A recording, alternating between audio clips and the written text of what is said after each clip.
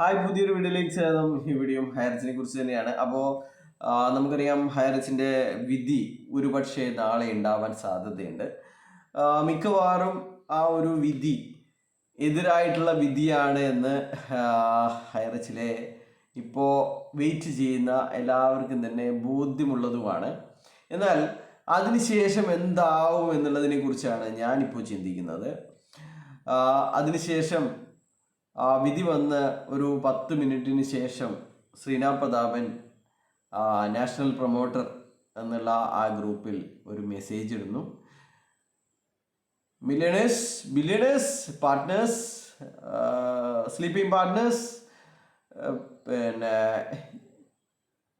നിർഭാഗ്യവശാൽ ഇന്ന് നമുക്ക് എതിരായിട്ടാണ് വിധി വന്നിരിക്കുന്നത്.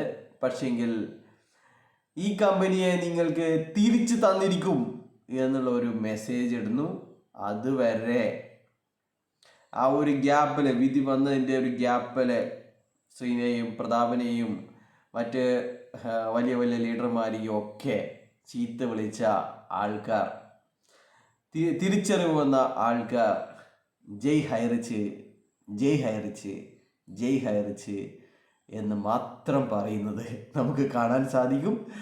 അതോടുകൂടി ഇവരുടെ രോഷൻ തേച്ചും കെട്ടടങ്ങും. അപ്പോൾ പിന്നെ അതോടുകൂടി ഖത്തം. പിന്നെ അടുത്ത കേസായി, അടുത്ത അതിൻ്റെ വിധിയായി. അങ്ങനെ ഇവരുടെ ആയുസ് അവസാനിക്കുന്നത് വരെ ഇവർ ഹൈറിച്ച് തിരിച്ചു വന്നോ മക്കളെ, തിരിച്ചു വന്നോ എന്ന് ചോദിക്കും. അത്ര മാത്രമേ ഉള്ളൂ. ബൈ.